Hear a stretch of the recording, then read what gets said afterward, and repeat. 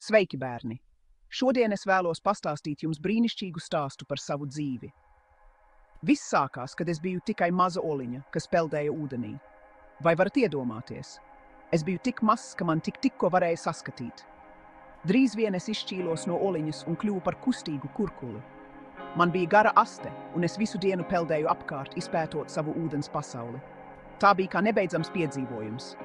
Augojot, notika kaut kas maģisks. No mana ķermeņa sāka dīgt mazas kājiņas. Vispirms aizmugurējās kājas, tad priekšējās. Bija tik forši vērot, kā es dienu no dienas pārveidojos.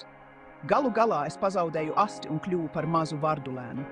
Tagad es varēju lēkāt pa zemi, bet ūdens joprojām bija mana mīļākā vieta. Es iegūtu tik daudz draugu un iemācījos ķert kukaiņus vakariņām. Ņem! Laiks pagāja, un es izaugu par lielu vardi. Man bija spēcīgas kājas, skaļš kurkstēšana, un es varēju lēkt lielus attālumus. Es izpētīju jaunas vietas, satiku jaunus draugus un pat atradu mājīgu dīķi, ko saukt par mājām. Tagad es esmu veca varde, un savā dzīvē esmu redzējusi tik daudz. Esmu vērojusi, kā mainās gada laiki, jutusi silto sauli uz muguras un klausījusies lietu, kad tas līst. Man ir bijis brīnišķīgs ceļojums, un es esmu tik priecīga to dalīt ar jums.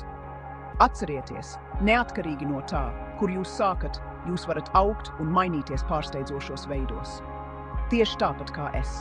Tāpēc turpiniet lēkāt uz priekšu un izbaudiet savus piedzīvojumus. Paldies, ka noklausījāties manu stāstu, mazuļi. Līdz nākamajai reizei turpiniet pētīt un palieciet zinātkāri.